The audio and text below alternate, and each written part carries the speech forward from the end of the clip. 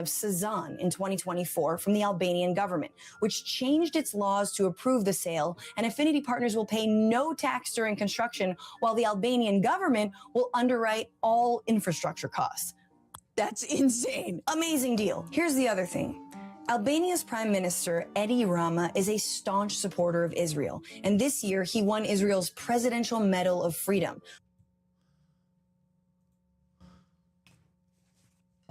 Welcome in. Welcome back to the show, everybody. Thanks for dropping in. Now, I know this is Albania, and, you know, it's like people are probably going to ask, well, what does it have to do with us? Yeah, why do we even care about Albania? But, you know, I have a couple of different clips I want to show also of Albania, like what's going on there right now. That I think it's important for us to realize that we're the United States. You know, this should remind us, you know, that we are the United States. And what's going on right now in the United States with the Epstein files and with all this bullshit going on, this is what we should be doing. Right. These are the kind of things that we should be doing to take back our country. And what's going on in Albania, they are literally taking back their country in some ways. It's important to note that what we do here is having an effect on what they're actually like fighting for over there. And it's the taking of an island. Well, it's elitist coming in and stealing their land. Yes. You know, by putting in government officials like their prime minister. Yes. Right. And not only that, but he changed laws to make it so that they could buy that island.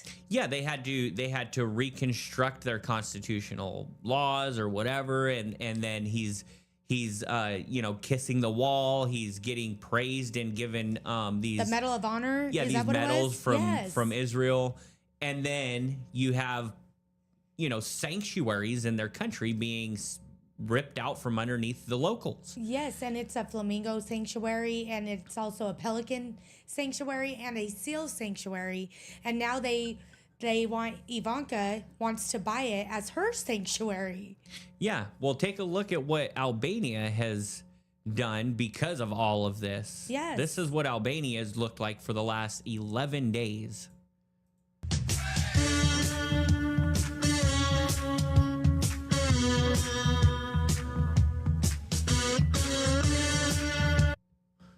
So, yeah, I mean, if we were to unite, right, and stand up, like, if I thought that our country could stand up for anything, it would have been what we seen out of the Epstein files, because we're talking about protecting children. And that's always what I've said, that if there's one thing women will come together for, no matter the race, religion, or anything, it's children. Yeah, and not only that, like with this whole Iran war, which is by no means, you know, irrelevant, but it is distracting from other things. There's a multiple things going on right now, and it's hard to stay focused. It's just like Charlie Kirk, right? It's kind of, you got all these things coming at us all at once. It kind of goes to the back burner. Well, that's what it does is it keeps us where we're not prioritizing anything. Well, that's what they want. They want us switching topics. They want us, our mind not being able to stay on one thing. That's where they want us. Yeah, I mean, if we're going to prioritize one thing, it's clean up our government.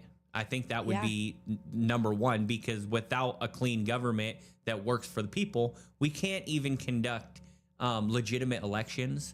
So we have no say who's running our country. At this point. It's an oligarchy where they pretty much choose who's in and who's not. I mean, look at what happened to Thomas Massey. Well, I find it funny to go back to Albania.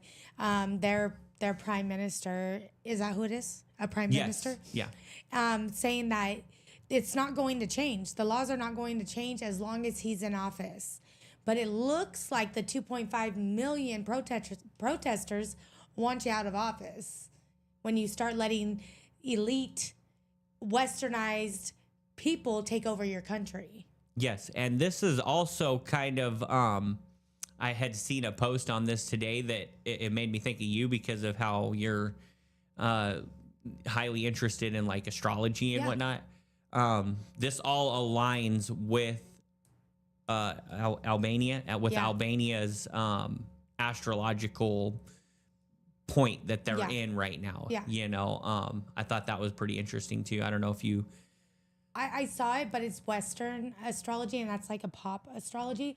If you go into Vedic astrology, it's a little bit different, but still fitting. Doesn't mean that it's wrong. It just doesn't go with the wobble of the world. Well, but it says that it's like just the beginning of it. Yeah. According to the astrology, like this is just the beginning, and the effects of these protests have actually seized the financing of this project. The project has been shut down financially. Like the banks have put a hold on the project. As it should be. They do not... Albania is not for sale. Not even from the Trumps. Not to the Trumps. Not to the... What's his name? Kushner? Yes, Jared Kushner. Yeah. Yes. So she's on this boat, like just traveling with the Rothschild. It's a total made-up story. And then she jumps into the ocean. They're swimming. They discover this island, and it's just so beautiful. It's so spiritual, and it's like she wants to build this. Total bullshit. It's total bullshit. And she talks so calm and so sweet that you're like, build it. You know what I mean? Yeah, well, they have a little bit of a problem with the locals because it's been progressively growing. Like, I mean, look at it. Yeah, well, yeah, but it started out a lot smaller, and now even the cut off portions where they went in and construction was limiting access to the locals. Yeah, the locals have been pushing back. I've seen videos of them literally pushing the security teams out of the way and opening up those sanctuaries for access again. They should be open to their people. I mean, it's a sanctuary for animals that are going extinct. And why are we letting people buy that when it's for those animals? I don't know. Aside from the I'm totally with the environmental totally with the aspect animals, like let them live. Yes, but aside from the environmental aspect, like to me, it's just violating the sovereignty of that country. And it's scarce. It's like a scarce spiritual place. Well, when you put in a president or a prime minister, or whatever, it's the same thing. It should be the direct interest of your own country. And then they sell off like a huge piece of your country. And change the constitution to allow for that. Yeah, that's violating the rights of those people. And it's premeditated. It's removing the sovereignty of their country, as far as I'm concerned, just like they're doing here. Yeah. When we found out about the Epstein files, like we should have put a stop to that shit. Like I just don't understand how people. I wouldn't say like they forget, but they do. Like after a while, they just kind of put it in the, they put it in the back of their mind and they just move on. It'll be one of these like things that they talk about in the future about how shitty we were for not demanding I think about that. Yeah, I think about that all the time. How are historians going to write about our generation? Like what we've lived through and not done? well, take yourself and put yourself back in your juvenile years when you were learning, when you were in school and you were learning about the Holocaust. Yeah. Right? And the historians, they got to write the story of the Holocaust for us. Well, I mean, I lived in a very, not a great area, okay? And we got like we got a lot of things that most schools didn't. We got like survivors coming in and talking to us. So I don't remember exactly what was said, but I do remember like how I felt when I heard them speak. And of course. Well, and for me, because I do remember learning about it, and the memories I have of it was like, why would these, because they explained like the German people knew it was going on. They allowed these Jews to be persecuted and exterminated, right? And I just remember looking back on it like cowards. If I was there, like I would have stood up for those people. Yeah, of course. I always had like an honorable, like like a heroic, of course, image. When you hear about mass people dying, the humanly thing to do would be to stand up for the weakened people, I believe. Yeah. I mean, I specifically remember when I was learning about the Holocaust thinking, oh, hell no, that wouldn't have happened if I was there, right? You know what I mean? And now we're faced with the same exact scenario, but it's not Jews, it's Palestinians.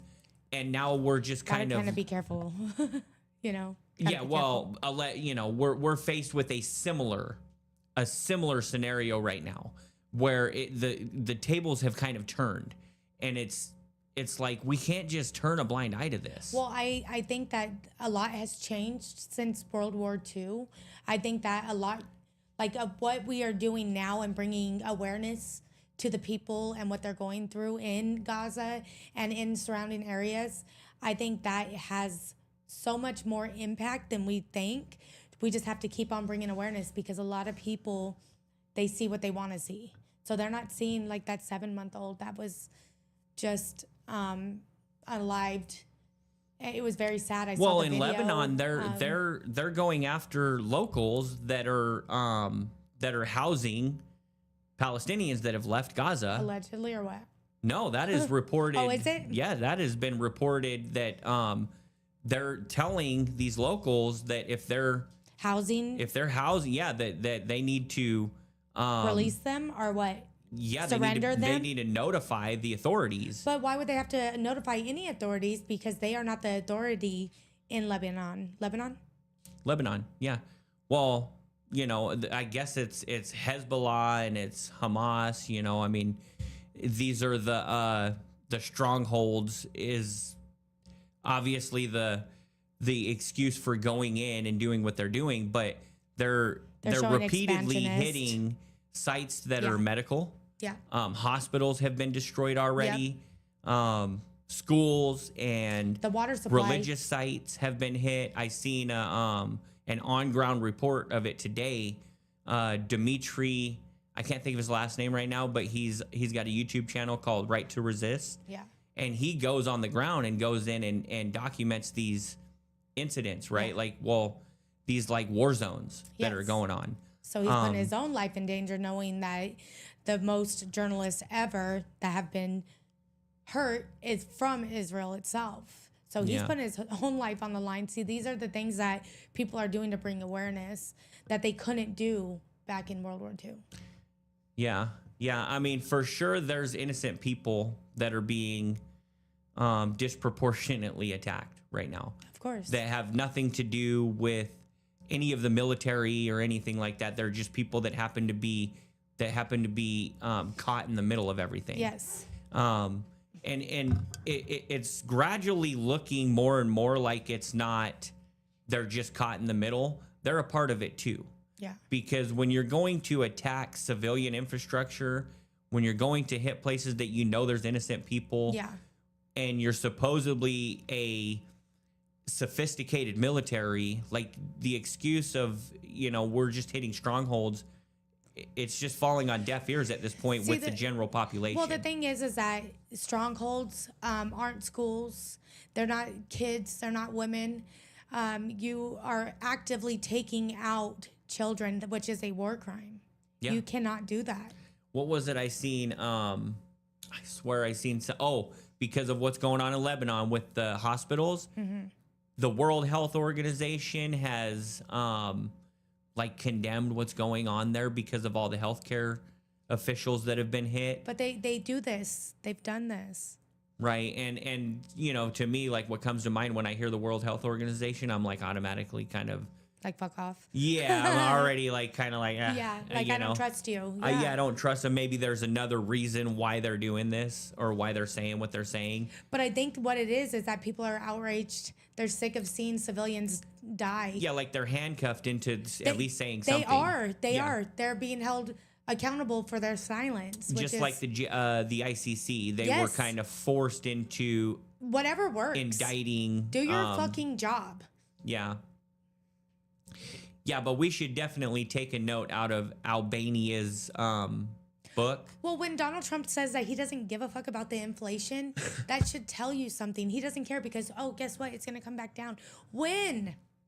We have to remember that we're the United States. Like we are the United States is the people.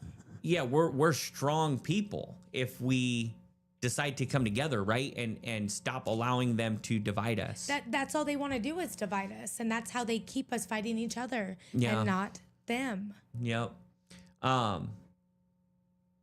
I have a tweet here from Donald Trump. We're going to kind of shift topics here slightly, because in Iran, there was a helicopter shot down. And so I have just been informed by our great military that last night the Iranians shot down one of our highly sophisticated Apache helicopters while patrolling over the Strait of Hormuz. There were 2 pilots involved. Both are safe and uninjured. Nevertheless, the United States must, of necessity, respond to this attack.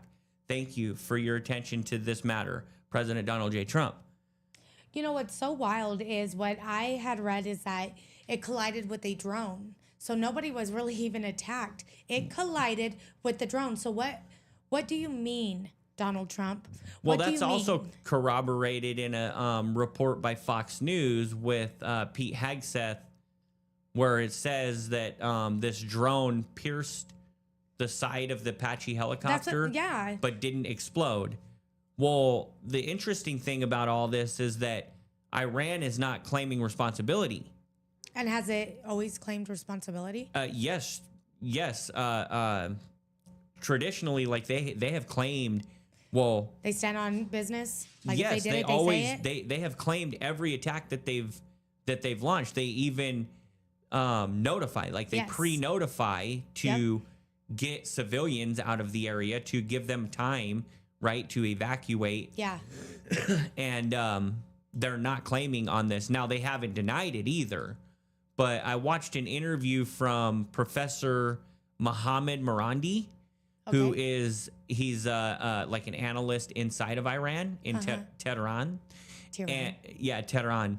And which is like a main, like a capital in city. Iran. Yeah, like the biggest city or something. And he said he talked to a couple of different high-ranking officials in the Iranian government. Okay. And they said that that it wasn't them, and that they believe it was a technical issue with the helicopter, like something went wrong with the helicopter. Okay. And it just crashed. So not even have anything to do with. Yes, but they also said like Iran's not going to come out and deny because they don't want to look weak. Yeah. So they don't want, oh no, this wasn't us, because then it would be twisted into they're scared in the Western media. Yes, into like, oh, look at Iran, they're so scared of us. They just are just like, no, it wasn't us. Yep, exactly. But what's crazy is you have Trump coming out just basically being like, stating this like it's fact, right? Yeah. When there's plenty of ways, if it's not true, to figure out that it's not true. Well, I mean, a drone hitting, it seems a little bit suspect to me, because it's known Israeli uses drones. Yeah, I mean, they're also notorious for false flags. 100%. And exactly after Trump was like, don't strike, and then they were like, I'm going to strike, this happens. It really is giving fake to me. It's just giving fake. Yeah, it wouldn't be a complete out of the ordinary thing. You know what I mean? If it was a false flag, if it was determined to be a false flag, it would really go with exactly how Israel does their thing. Yeah, this is how they do it. They create false flags all the time. Yeah. Well, do you have anything else to share today? Because I was thinking about the Candace Owens U.S. Weekly, where they're teaming with Erica Kirk to basically smear her. And then they reach out for comment with 24 hours until they post. I find it odd because, first of all, we already know all about Erica Kirk and what she really isn't. But then to go behind everybody's, like, behind her back and, like, push like, rumors and all this stuff, and then act so sweet and innocent on, live or in front of people. She really is just a dumb bitch. Well, yeah, she's like conniving behind the scenes to get Candace Owens, all of her sponsors to drop her. Yes, and get everybody not to go to the Catholic. The Catholics for Catholics, to different things. She was calling around to other people saying, you shouldn't go. Direct everybody not to go. And you're supposed to be founded in your faith. What Yep. are you doing? Yeah. What are you doing? That's weird that you would try and manipulate people to think that you shouldn't go and pray because Candace is there. Yeah. Yeah. And you're pushing people not to pray. I thought you were trying to make heaven crowded.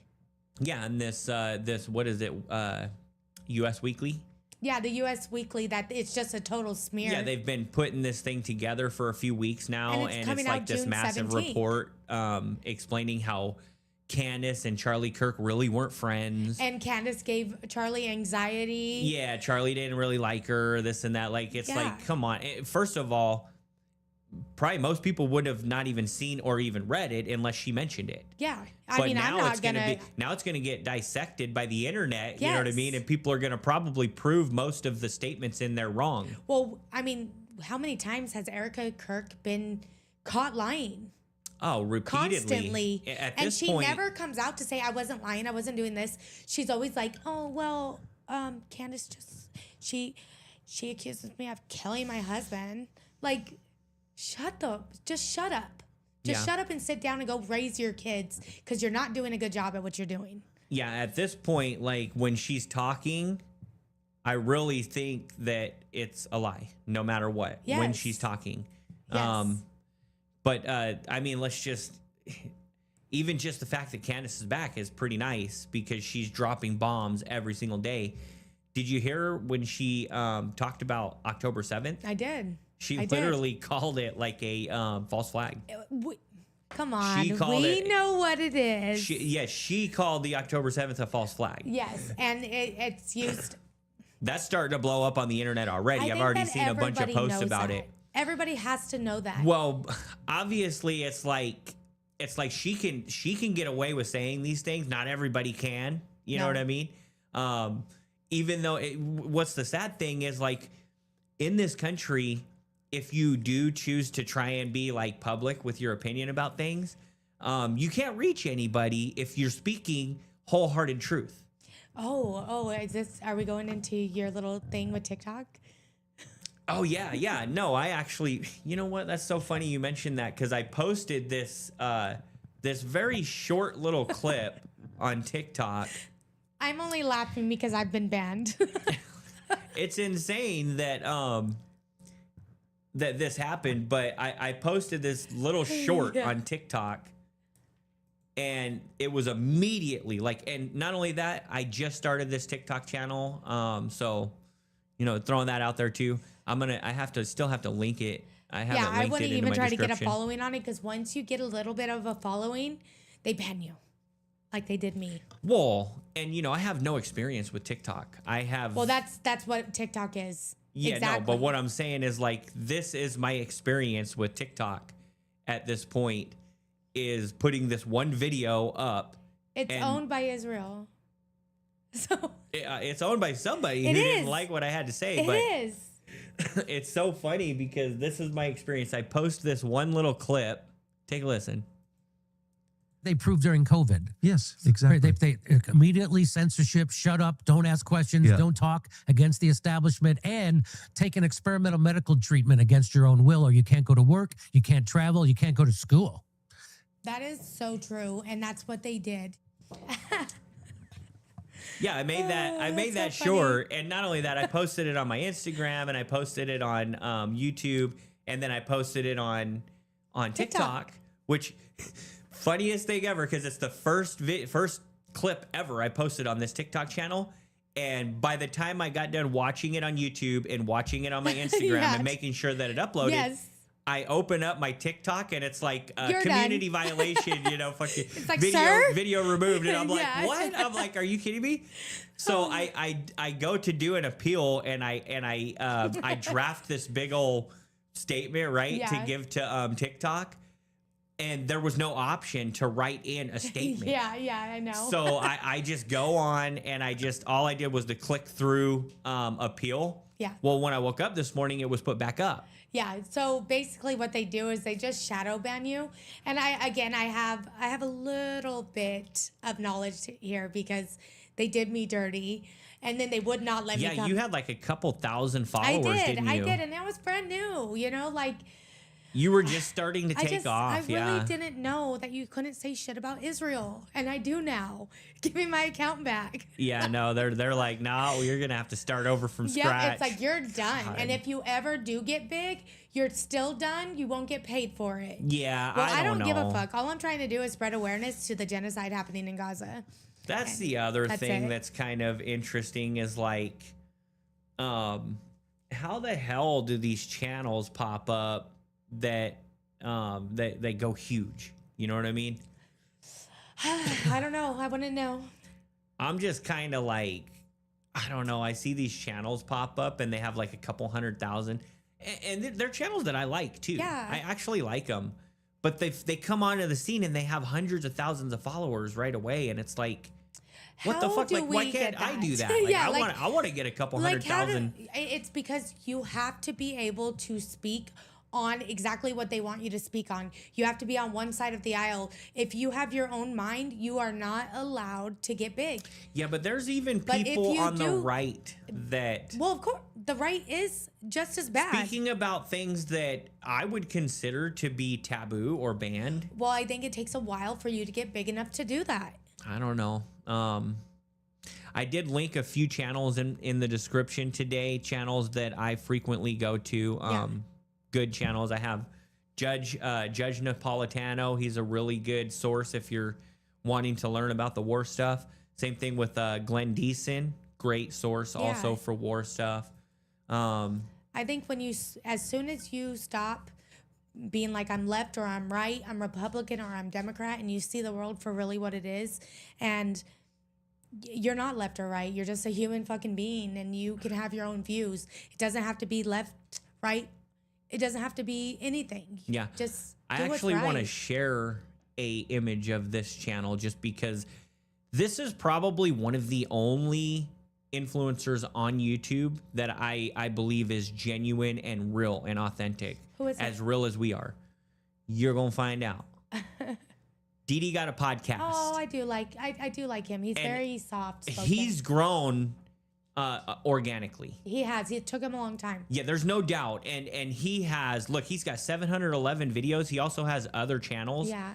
But he does some of the deepest dives into controversial topics. And he talks to his people. He tries to understand if you don't agree with it. He's very community engaged, Yeah. like with the chat, with that. Like he'll almost respond to every single chat. And he's not super aggressive, and I like that. I do like that. Yeah, no, I love Didi. Didi is such a good channel. But I always say it like him. Didi got a podcast. The only thing is with his videos is they're kind of short. I like that. Most people do like that. But for me, I'll usually let 2 or 3 add up so that I Yeah. can watch 2 or 3 in a row. Oh, because you like the longer videos? Well, I just, I don't know. Yes, Yeah. because I'll usually put like an earbud in and like listen to Glenn Deason or listen to Judge Napolitano. I'll even queue up 2 or 3 in a row because I'm at work or whatever. And that way I'm just listening to them in a row. Yeah, I get it. I'm not a listener. I'd rather read it. But I get what you mean. I'm constantly trying to learn about this stuff so that I can bring, helpful information to people. Yeah. It's everybody's busy nowadays, and a lot of people just aren't really willing to put in the work. Well, a lot of people learn differently too. So if you can learn by listening, cool. I think in my own head, I'm like listening, but I'm also doing this and I'm also doing that. And I'm like halfway listening. So if I'm reading, I have to kind of read it like once or twice because I do the same thing when I'm reading too. So call it ADHD. They got me. They got me. Yeah, I mean, did you see what Candace was saying about the whole Russia thing too? I would love to go to Russia. I don't know what did she say? Well, no, she was saying that they were calling her like a Russian, like she's being paid by the Russians. She's an operative for the Russians. I've never seen her speak about Russia until she went to Russia. Yeah, right. Like she, and that she was. They made things up too. Yeah. They said that she was personally invited by Vladimir Putin. I wish. Yeah, Vladimir Putin's like, or Candace was like, I don't even think Vladimir Putin knows I exist because she has put in to give him an interview. Yes, she has requested an interview with him for the last 5 or 6 years straight. Even at the Daily Wire when she was there, she put in a request for an interview, and he was like, no. Well, it was denied. It doesn't necessarily mean it was him that said it's no. because she's not big enough, or she's not going to bring what he wants. So yes, she was told no. Yeah. And if she was a spy, maybe she would have been told yes. I mean, it's possible that people like Putin have, some like bubble around them to keeping them in certain places. I think all of these. All I'm saying, if Putin ever gave me a chance to do an interview, I would. I think all of these global leaders are in some way, bubbled off. Well, yeah. Like they're protected in a yes. certain way. Yeah, it's Yep. There's like a fence put up around them where they're gonna do what the elitists want them to do. Yes. And they're gonna be steered in the direction. That's why there was so much hype about our fucking what's his name, Zion Donnie Trumpenstein. Oh my. Oh my. The crazy Zion Donnie Trumpenstein.